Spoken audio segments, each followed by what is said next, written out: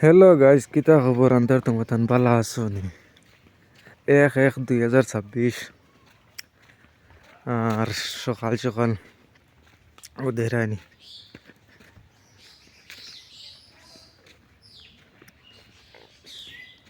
কুয়া বেশ পড়ছে না স্কু।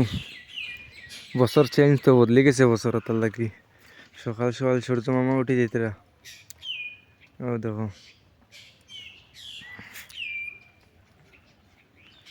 আর আমি বাড়ি আইসি বাদি তোমার তান রিলস ভিডিও এগু দিবার লাগে, বুঝছো না নি?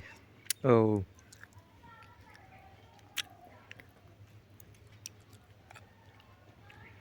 সব ভালো থাকো, সুস্থ থাকো, যেন নতুন বছরের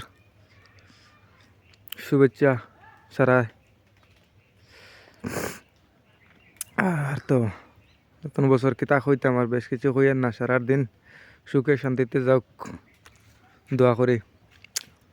আর মাতে লগি সব ভালো ভালো থাকলেও বইছে।